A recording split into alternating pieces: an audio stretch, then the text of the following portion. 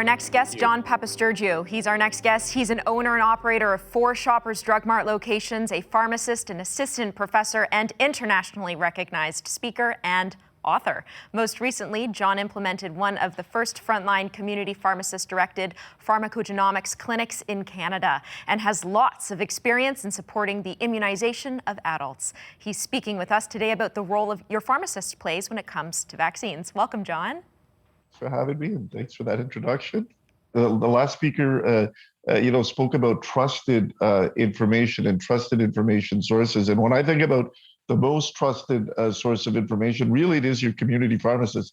And that doesn't come from me. It comes from surveys that happen all the time. We're more trusted than the family physicians and the firemen and the policemen. So if you take one thing home today, it's if you have a question about immunization, about vaccination, about safety, efficacy of these vaccines, go in and talk to your pharmacist. They're there to help. But what I'm here to do today is speak a little bit about why immunization is important. Then we'll learn a little bit about the role of the pharmacist and what they can do to help you get immunized and make sure you're up to date with respect to your immunizations. And then we'll review some opportunities, some low-hanging fruit for seniors where, you may have not received these vaccines, and they're probably vaccines that you should already have. And finally, I'll discuss a couple of common examples that we commonly see missed and that are very, very, very important. But I am first and foremost a frontline community pharmacist. I own 4 stores here in Greektown, and we've been very, very busy vaccinating over the last couple of weeks. We're not going to talk entirely about COVID, but we'll be remiss if we don't speak about it a little bit. So we've started the campaign. Your community pharmacies will soon be offering COVID vaccination to more and more patients, and particularly high-risk senior patients. Go in again and speak to your pharmacist about that. The scope of pharmacy practice is changing actually very, very quickly across Canada. When I started practicing, this entire grid was red. We didn't do much more than make sure patients were getting the right prescriptions and there to answer questions. Now that scope has evolved very, very quickly. If you see Alberta, it's the gold standard. That's where pharmacists have the ability to do everything, including initiate prescriptions, write prescriptions, do lab testing and whatnot.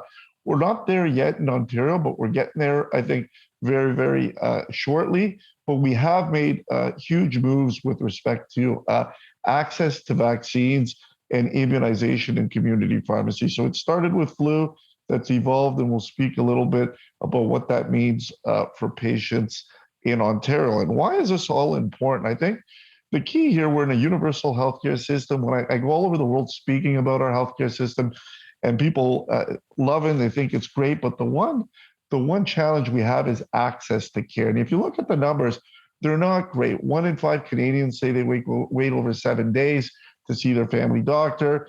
At the emergency room, 1 in 3 Canadians say they wait over 4 hours. And then to see a specialist, half of us report waiting over 4 weeks. So although we have a great universal system, access to care when you need it can be a challenge. And that's why we're looking at other opportunities and other specialties to help with that access to care. And one of those areas that makes total sense is the community pharmacist. They're well trained. They're able to address many minor ailments. And the goal, obviously, is to take away about 17 million visits from physicians' offices, urgent care clinics, emergency rooms, and drive them into community pharmacies where people can get seen faster. And where we've seen the most success with that to date definitely is in the area of immunization. So why is it important that we all get immunized? Well, first and foremost, it provides long-lasting protection against diseases, and we've seen that. We've seen that in the elimination of some very common diseases from the past: smallpox, polio, measles, mumps, rubella. You don't think too much about that, and the reason we don't is because most of us have been immunized.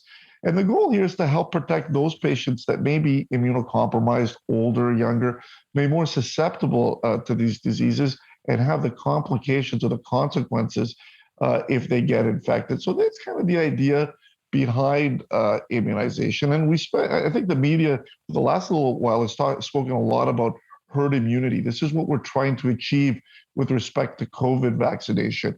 What exactly does that mean? So if you look at the little figure there, We see a bunch of people in blue. They're not infected. No one's been vaccinated yet. This was about our population about a year and a half ago. And what happens? You start getting a few sick people enter the population. That virus spreads very, very quickly amongst that unimmunized group. That group doesn't have any inherent immunity yet. You see almost everyone get sick very, very quickly. And we're seeing this globally now with over 50 million cases. What happens when you start getting some vaccine? And that's where we are today. I've done in my pharmacies, I've vaccinated maybe 3,000 people so far against COVID. But it's still not enough, because you see we've got some people in yellow there that have been immunized, but it doesn't make up enough of the population. So as you get these sick people still wandering around within the group, it's still enough to make the broader population ill. So what our target is to reach something that we call herd immunity. And that's when we get enough people immunized that even if there's some that aren't immunized, whenever you get these sick people wandering around through the population, we have enough protection that you notice there in the figure, not many people are getting sick, not many more than were originally. We don't know what exact number that is for COVID yet. Generally for vaccines, we say we want to be over 60 or 70% immunized.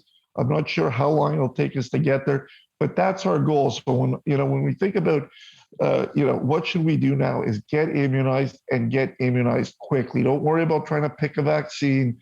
If your time comes and you're available, get in line and get that. But what happens when we think about other vaccines and who should get them? And not every vaccine is indicated for every person. So they are targeted to specific groups, and we'll talk a little bit about that later. But if you think about it generally, you want to get those high-risk patients immunized first. And that's why you're seeing now for COVID, we're getting seniors, immunocompromised, people in nursing homes immunized. Those are all the patients that, if they get infected, are more likely to get more severely ill. And that applies across all disease states, not just COVID. So that's kind of where we are now. Why are the pharmacists important? I think we've shown that we could have a huge impact on immunization. It always starts for flu. Anywhere in the world, whenever pharmacists get new scope, it starts with immunizing for flu. And that's something we do annually. And this year we didn't see a lot of flu because we were all gowned up, masked up, wearing gloves. But year in, year out, we still see a lot of emergency room visits, 175,000 in Canada, 12,000 hospital admissions, and 3,500 deaths. So that's why every year, we think about, hey, let's get into our pharmacy now and get vaccinated. And when we think about seniors, it's even more important because our senior population makes up about 15% of the entire population. But when you think about flu, 70% of the hospitalizations occur in seniors and 91% of the deaths. So when I'm thinking about who do I need to get vaccinated for flu quickly, it's those seniors, because those are the patients that are ending up in hospital and dying. And then let's work on everyone else to get that herd immunity. So when I think about a good news story, I do think about the pharmacist's role in flu. And back in 2012 and 13, that was the first year we started kind of vaccinating. We were learning how to do it. We hadn't done it in pharmacy. And you see, we had just shy of 700,000 patients vaccinated across Canada. Flash forward to 2018, 19, over 3.2 million Canadians come to their community pharmacy. And I mean, that's more than any other place to get vaccinated. We've become the destination for flu, and we've achieved that because we're convenient, accessible. You don't need to make an appointment. You can come whenever you want. And our goal now is try to see the success that we've had with flu and have that translate across all other disease states. We do have some opportunity, though. When I look at the data and say, who's more likely to come see me in the community pharmacy, it generally tends to be the younger patients, ones that have been to the pharmacy before for a flu shot. They generally get immunized later in the year. They tend not to go to their physicians very frequently. Where we have the opportunity, and that's why I'm here today, is to really speak to that senior population. That population is still tends to go more likely to the physician's office. And our goal, remember, early on was to try to get everyone out of those offices, let the physicians focus on the more chronically ill patients, on the more serious conditions, and come to us where you can come in quickly without an appointment, get vaccinated. Generally, these patients are more chronically ill, so we want to get them earlier, and they tend to get vaccinated earlier. So there is still an opportunity there for us. And why does it exist? When we ask the patients, we actually published this paper, we asked them in our pharmacies, A third of them said, I didn't even know pharmacists can vaccinate. I think that kind of knowledge is getting out there slowly, but it's still an opportunity. When I asked them, what's the main reason you hadn't gone to your pharmacist? They did not know. They were most likely used to getting it from their doctor or nurse. They found it more convenient to go to the doctor or nurse. Maybe they were already going there because of some other chronic illness. But look at this. And when you think about vaccine hesitancy, 42% say they did not want or need a flu shot. And we see similar numbers like that in other disease states. And that's really the nut we've got to crack. And it's not going to be easy. Changes that might increase your willingness to go to a pharmacist. Look at this. Well, more promotion, more hours, 34%.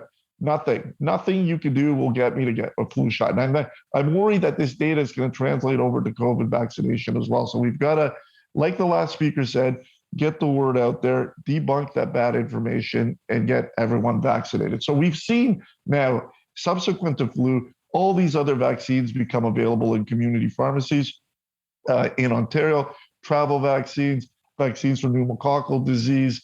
We've seen shingles vaccine become available, and more recently, COVID vaccine as well. So we should be kind of the first destination for this. When I think about low-hanging fruits in our senior population, I really do think about pneumococcal vaccination. What is pneumococcal disease? Well, it's a bacteria, generally ends up in your nose. You may be carrying it from somewhere, but it has the ability to get into your lungs. It causes pneumococcal pneumonia. In a worst case, it disseminates, it gets into your blood, it could cause sepsis, which is very, very serious, or into your brain and cause pneumococcal meningitis. Very, very, very serious. Up to 77% of patients that get this pneumonia will require hospitalization. Rates are much, much higher. Hospitalization rates are much, much higher in our senior population, in patients aged over 65. And then look at this, 12% of patients with pneumococcal pneumonia are going to die. We spend a lot of time speaking about COVID and the impact of that, but this death rate is very, very high, and there's a vaccine out there. There's something we could do about it. So that's really one of the other big messages I want to make sure you take home today. If haven't been vaccinated against pneumococcal disease, go talk to your pharmacist, go talk to your physician. And the rates remain pretty low. If you look on the graph on the right there, which is patients aged 65 years of age or older. Remember I said we try to target around 80% as kind of our threshold. Let's get 80% of patients covered. For flu, seniors sit about 67%. Look at pneumococcal disease, 36%. Guys, this is a vaccine that's available. You can get it from your pharmacist. You can get it from your physician's office. Less than 40% are vaccinated. And remember, 12% will die. So this is the one message I want you to take home. Go in, talk to your pharmacist, and ask if you've been vaccinated. And if you haven't yet vaccinated, this is a busy graph. I use it for physician and pharmacist audiences, but it tells you an interesting message here. If you're a senior and that's in green, and you have another comorbidity, if you have high blood pressure, COPD, some other lung disease, diabetes, your risk of pneumococcal pneumonia grows exponentially. You can see that in those green bars, how much higher they are. So your risk was pretty high as you get older, and now it's getting a lot higher. And many of our seniors have these other comorbidities. So another very, very good reason to get vaccinated. So what do? There's two vaccines. I'm not going to spend a lot of time around the science of the vaccines. I'll tell you they both work, but I'll also tell you it's important that you get both of them. The older vaccine is called Pneumovax. Your physician has access to that and has probably given it to you in the past. The newer vaccine is called Prevnar 13. So there's two vaccines. The ideal scenario here is to get the newer one first. That's the Prevnar 13. If you've never been vaccinated, the recommendation will be get that one first, and then 8 weeks later, you'll get the Pneumovax. The challenge is many of you may have already been vaccinated against pneumococcal disease with the older vaccine. So in that scenario, we wait a year. After that year, we still strongly recommend you get the newer conjugate vaccine called Prevnar 13. So remember that. If you haven't had Prevnar 13, you may have had one vaccine, ask about getting the second one. Your chances of getting disseminated disease and pneumococcal pneumonia become exponentially less if you get both vaccines. We're dealing with a newer technology. that works much, much better. Other low-hanging fruit, it's the last one I'm going to talk about, is shingles. And we hear people speaking about this very, very often. Most of us will have had chickenpox when we were kids. That virus doesn't really disappear. You get chickenpox, you get protected against it with your antibodies, but it kind of lays dormant. It hides out in your nerve ganglion. And as you get older, and as your immune system starts to wane, and that's a normal part of the aging process, or you become immunocompromised for whatever reason, this virus reawakens. It wakes up, but it doesn't cause chickenpox. It causes a case of something called shingles. And I'll explain a little bit more about what that is, but many of you would have heard about it. 130,000 cases of this a year in Canada. The reason we worry about it is about 17,000 of these patients, as the shingles resolves, and shingles can be very painful, itchy, it's a blistering type thing, they remain with something called post-herpetic neuralgia. It's a neuropathic pain syndrome that can dramatically impact your quality of life and can last for months and months and even years. It can be extremely debilitating. And if you look at the graph there, it doesn't matter what province you're in. As you hit 50, your risk for having this goes up. 1 in 3 Canadians will get shingles by the time they're 70-ish, about 50% by the time they're 85. So we really want to make sure we vaccinate against this disease because of the long-term consequences. And the biggest risk factor there is advancing age, but you can also have other risk factors. Patients that have had cancer, on chemotherapy, on other immunosuppressive therapies, things like prednisone for rheumatoid arthritis. These are commonly managed conditions, but the therapies themselves could put you at increased risk. So another kind of complex graph here, but all it's saying is as you get older and your immunity starts to wane, if you don't get that vaccine, 50% chance by the time you're 80 that you're going to get a course of shingles. And what shingles looks like is this, is not nice. It's a rash that can be very painful, very itchy. Your clothes, even simply touching it, can be extremely painful. Look at that first lady there. She's got it in her eye. That could cause blindness. So this is not an inert rash. It's very, very serious. Could hit multiple places in patients. And like I mentioned, affects a lot of patients down the line because of this post-herpetic neuralgia. It's the most common complication. It's a neuropathic pain syndrome. And when you ask patients on a scale of 1 to 10 how bad their pain is, it's always over 7, I find, if they have this pain syndrome. So let's get you vaccinated. Let's try to prevent the complications. We have a vaccine. It's a 2-dose vaccine. It's called Shingrix. You take a dose now. You take a second dose anywhere between 2 and 6 months. And that's it. If you haven't had it, ask your pharmacist. Look at how well it works. And again, 92% efficacious. There's not a vaccine that we have on the market that works this well. It's pretty much eradicated post-herpetic neuralgia, the chronic pain syndrome, and pretty much the incidence of shingles approaches 0 if you've been vaccinated. So it's a good vaccine, but some of you may have been vaccinated with an older one called Zostavax, and we'll talk a little bit about what you have to do if that's the case. So anyone over 50, I'd strongly recommend you get vaccinated. Talk to your pharmacist or your physician. If you've been vaccinated with the older vaccine, the evidence suggests you should get the newer one. You just got to wait a year. And by this point, it's been a year. So get vaccinated with Shingrix. If you've had an episode of shingles in the past, people assume they're protected for life. You're not. There's still about a 7% chance you'll get a second episode. Let's get you vaccinated. You still have to wait a year after that first episode. So those are the groups we're really focusing on. If you're immunocompromised or whatever, it's a little bit more complicated. Talk to your pharmacist or your physician. And really, and with COVID, I had the opportunity to give the first vaccine here in Ontario in a community pharmacy. We're ramping up. We should have vaccine available sometime later this week, maybe as early as the weekend. Try to make an appointment. We're trying to do it all online to contain the masses. I had lineups going 3 hours the first day. We try to avoid that as we move into the mass vaccination campaign. But your community pharmacist is there for you. I think we'll be able to do a lot of great work and get many patients vaccinated quickly. And with that, I'll end. I think I did it right on time. Thank you for having me here today, everyone. Thank you, John, but don't go anywhere just yet. I have a follow-up question. So people are finding that they're still getting the COVID virus after they have a vaccination, and we've seen a number of media reports that have focused on this. So can you speak a little bit to that? Yeah, that's a great question. And, the data is it's still a little bit early to say. Is it possible to get reinfected? Absolutely. And we saw reinfection with COVID in patients that had COVID already. And that's because we have different viral strains that are now circulating. When these studies were first done, we had one, the initial strain. Now we have, I think, more than 5 that are kind of circulating and some becoming more common than others. The reality is, if you get vaccinated and you get COVID a second time, your chances of getting hospitalized or dying are going to be very, very close to zero. You still can get the infection, but the vaccine is still preventing you from ending up in hospital or dying. And that's really what we're worried about.